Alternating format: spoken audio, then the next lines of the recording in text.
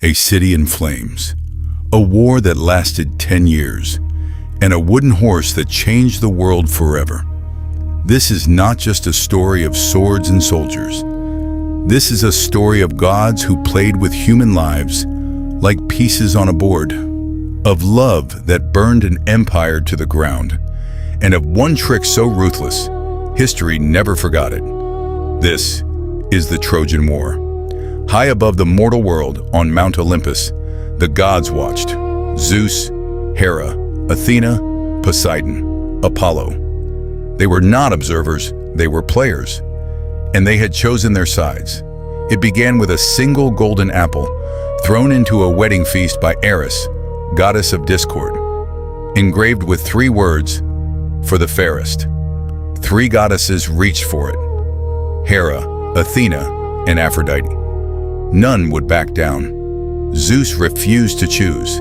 Instead, he sent them to a young Trojan prince named Paris.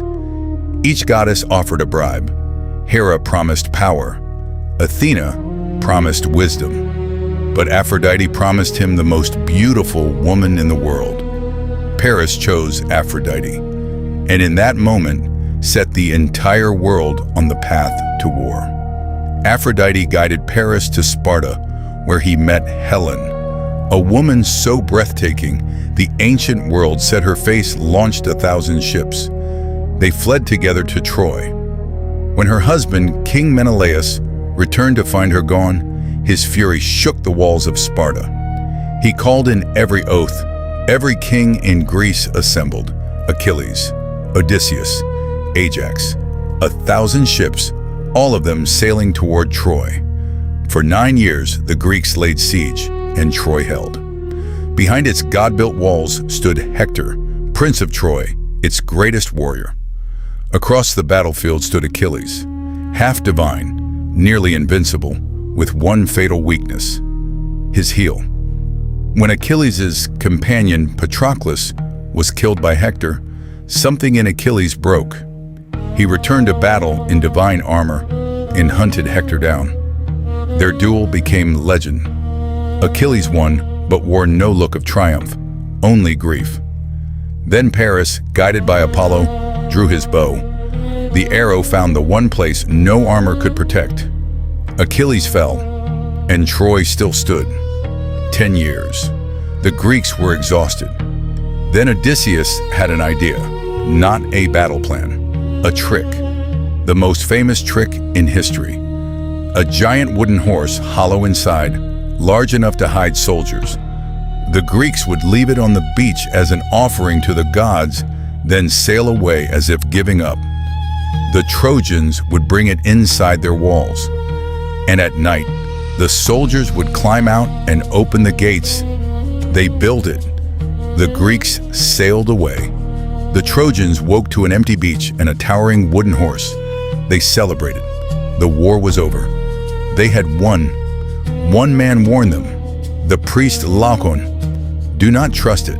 Fear the Greeks, even bearing gifts. Then 2 sea serpents rose from the ocean and silenced him. The crowd saw it as a sign from the gods. They hauled the horse inside their own walls. That night, Troy feasted.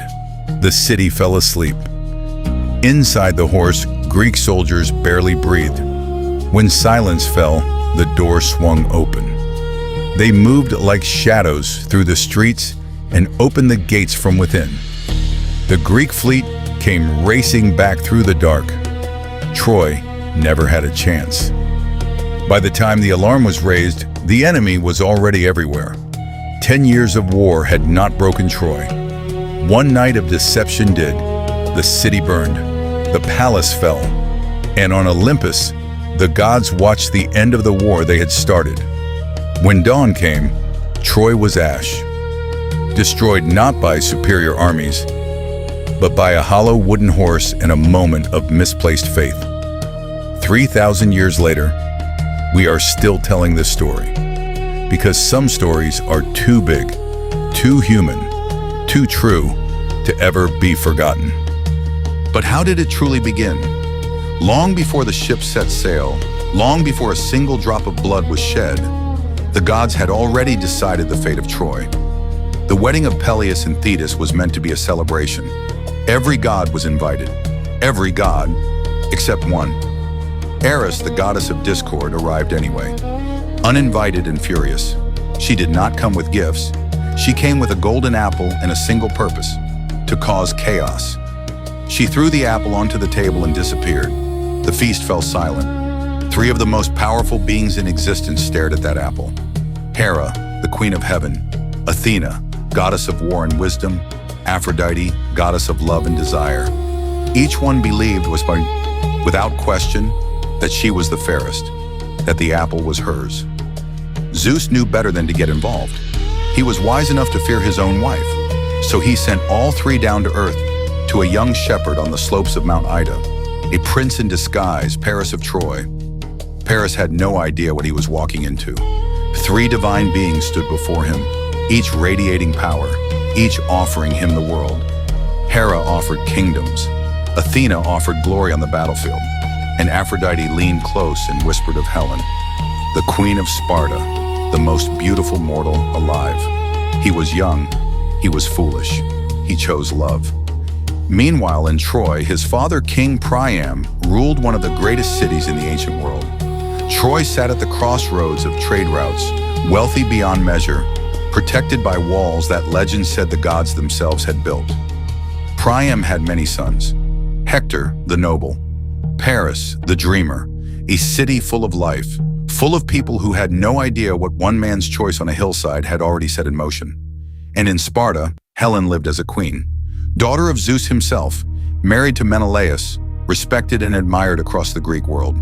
She had no say in what was coming. The gods had already written her name into a war she did not choose.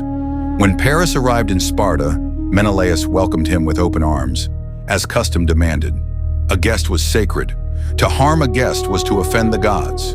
But Paris had already offended the gods in ways Menelaus could not imagine. And under the invisible hand of Aphrodite, something unfolded that could not be stopped. Helen left with him. Whether willingly or by divine compulsion, the ancient sources disagree. But she was gone, and Menelaus, humiliated, betrayed, burning with rage, would not rest until she was returned. The oath that bound the kings of Greece together had been sworn years before, when every man who sought Helen's hand agreed. Whoever she chose, all others would defend that marriage. It was a political arrangement. No one truly expected it to be called in. Menelaus called it in. Agamemnon, his brother and the most powerful king in Greece, saw opportunity where others saw obligation. A war against Troy was not just about Helen. It was about power, about dominance, about who controlled the sea lanes and the trade routes of the ancient world. The greatest heroes of the age were gathered. Some came willingly, some had to be found. Odysseus, king of Ithaca, the cleverest man alive, tried to fake madness to avoid the draft. He was caught.